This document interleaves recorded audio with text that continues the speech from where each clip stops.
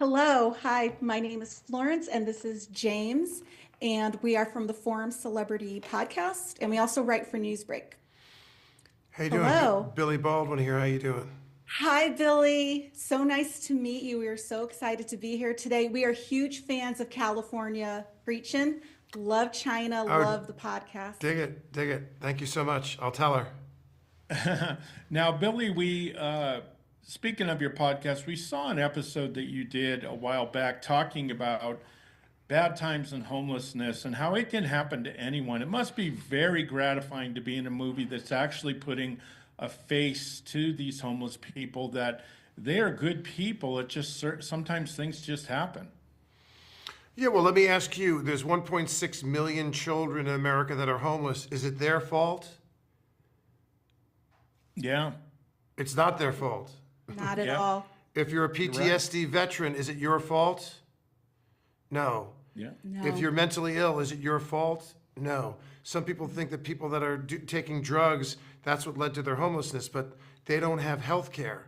So they can't see a Yeah. doctor for anxiety, for depression, for bipolarity, for schizophrenia, for PTSD, and they're self-medicating with alcohol and with fentanyl on the streets, and that's having a very dramatic. If you take COVID, which made homelessness in LA County alone go from 54,000 to 76,000. There were 4,000, I'm making this number up kind of, there were 4,000 homeless in Sacramento. It went to like 17 or 18,000. There was a 7-mile long homeless encampment in Sacramento. I mean, the effects that COVID and fentanyl are having, the mental health crisis, which is much, it's not only COVID and it's not only fentanyl, it's the mental health crisis. This is really not a homelessness crisis. We have a mental health crisis in this country. And if you look at what's going on with people, especially young people in this country, as a result of the internet and smart technology and social media, and then the pandemic and isolation during the pandemic and getting bullied, it's a recipe for disaster that has to be addressed immediately. It's a crisis. Yeah, it's a huge crisis, and it must feel good though. Craig Films has said they're going to give half their proceeds to homeless outlets, and I think that's an amazing. It must be really inspire you that you're actually physically doing something about it. I wish I was in Robert's position. I wish I was, he's such a titan of industry, he's such a successful businessman that he has, put his money where his mouth is and taken some of his own personal wealth to finance these social messaging films on trafficking, on fentanyl, and homelessness. It's such a blessing to have him in my life, but to be making these types of films. And I was lucky to be a part of it. I've always wanted to work with Julia. I've been active in as an activist in homelessness, not for quite a while. I was doing some work in the late 80s and early 90s, and then when I became a father in the 2000s, I sort of said, don't call me, I'll call you. And that was like 15 years ago. And now I jump back in with this film, and it's really got me re-engaged. So I'm excited. Yeah, you seem very inspired. I remember a couple years ago, the New York Times wrote about this movie, and they said, watch this is going to be a big deal. And this was 2 years ago. And I'm really excited about it because I think this is the problem. I'm from the Bay Area. I actually helped out. I'm in the medical field, and I helped out and saw the homeless situation in Sacramento and some in San Francisco. And it was I just hated the stigmatism that they gave to homeless people. And your character especially, it's just a really interesting case because there's a lot of people look at healthcare and how much bankruptcy has been affected with healthcare. Your character especially, I was really interested in because it was a great dichotomy with certain hope and then just destructive behavior, and it just was really interesting. And the way you played it must have been challenging. Well, they depict various paths that can lead to homelessness: addiction, a mental health crisis, a PTSD veteran, someone who ages out of the foster care system. My character, I'm married with children, a son, and I'm working in real estate, commercial real estate. And, it's a high wire act. Behind the scenes, things are very fragile because I'm not generating enough revenue. But that's what people have to understand is you get fired, you can wind up living in your car. You fall behind on the mortgage, you could lose your home. You fall behind the rent, you could be evicted. You know, you're one medical crisis. I've had several medical crises in my family where I had good enough insurance, but even after the insurance, it left me with a whopping medical bill. So you could be fired from your job and living in your car, or you can have a healthcare battle, and all of a sudden you're hit with a $200,000 medical bill, and the next thing you know, you're living on the streets when 6 months ago you were living with your wife and children, and now all of you. That's happened to a couple of friends of mine that I've had to help.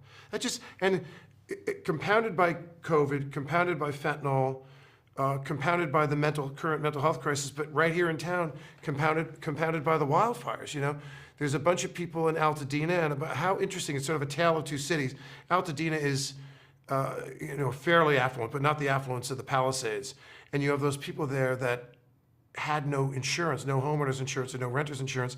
The home is gone, and now they're living in a shelter when they were literally a couple months ago were living in the Palisades and going up PCH every morning to Malibu to go surf and have their morning coffee.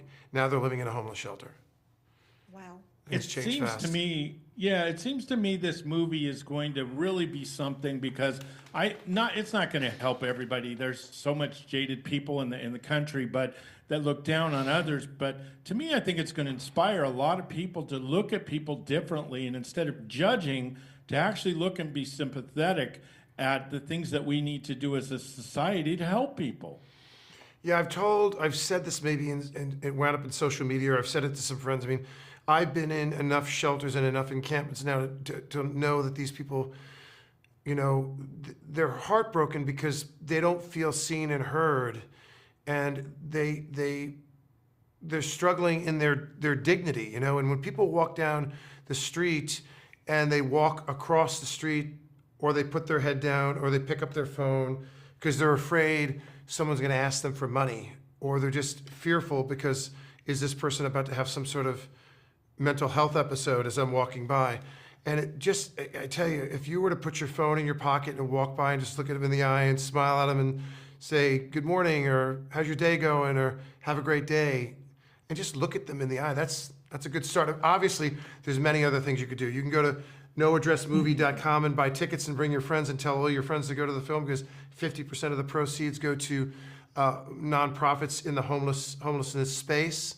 So spread the word. But if you want to, in your community, federal, state, local, corporate, nonprofit, faith-based, there's a lot of different ways that you can embrace. And of course, if you don't have the bandwidth because of childcare or transportation or whatever, you could write a check. You could write a check for $10, $20, $25, and give it to your church for the work that they're doing in homelessness. We're the only way. We are one of the most influential, powerful, wealthy countries in human history, and we clearly have the ability to eradicate a significant majority of this problem. There's some people. There's a woman that I see in Santa Barbara who has a walker, and she can't get her head up. She's so hunched over. She just recognizes me from my voice. And I say, hey, Elizabeth. She's like, what do you want, Billy? And I'm like, I'm just going to get a bagel and a coffee. You want something? Yeah, 2 sugars. And she's going to require lifelong care, or she's going to die on the streets. As hard for me as that is for me to say. She's going to require lifelong care. But there are many people, if you give them the proper wraparound coverage in care, where that involves health care, mental health care, addiction treatment, job training, job placement, housing, and you have that for them, not a 28-day, AA program, that you provide those services 3, 4, 6 months, you will have an alarmingly high success rate. And people say, how do we afford that? I've done so many of these interviews. I don't know if I just said this to you before about the incarceration and everything. I did not say that? No. Okay. So people are saying that sounds expensive. 360-degree wraparound care for 6 months sounds expensive. Where does the money come from that? Well, when you call 911 because somebody's overdosing on fentanyl, a fire truck comes with 4 firemen. The sheriff comes with 2 sheriffs. Cop car comes with 2 cops. An ambulance comes with 2 paramedics. Nonprofit, faith-based, they all respond, okay? Then you go to the emergency room, cost the taxpayer. Then you're admitted to the hospital, cost the taxpayer. Then it goes into the court system, judges and lawyers, cost the taxpayer. Then they're incarcerated, cost the taxpayer. Then tourism, commerce, small businesses are being affected. Property values are dropping as we speak. Because of COVID and fentanyl, there was 4,000 homeless people in the state capital. It went to 16, 17,000 just over the pandemic. That alone could drop property values significantly enough where if you want to stick to your NIMBYism and say, I want to do something, but I don't want it not in my backyard, that's cool. We'll find a place. We just need your help. We need your support.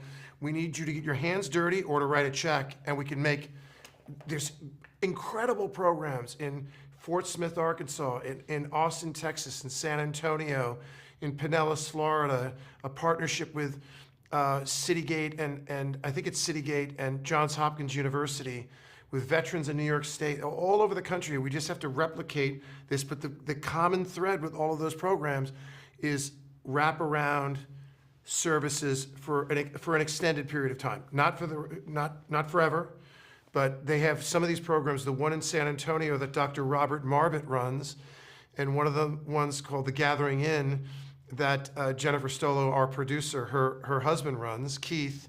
It's called the Gathering Inn. One of the programs has a 70% success rate of getting people off the streets, a full life of independence, totally self-sufficient. They have a job, they earn a paycheck, they pay their bills, they're on their own. They're no longer dependent on the services. Done. Wonderful. 70%. Yeah, don't get me started, Billy. I think a lot of these things could really be helped by by society really doing all the things that you're saying. It's kind of frustrating to not get it, that in the end it would help us all. But Yes. You know what, guys, we're going to have to wrap it up there, but we want to thank you so much. Thank you. For coming. Yeah. Thank you. Thank you so much. Billy, thank you Thank so you. much. Thanks, Billy. Thank you. Thank you.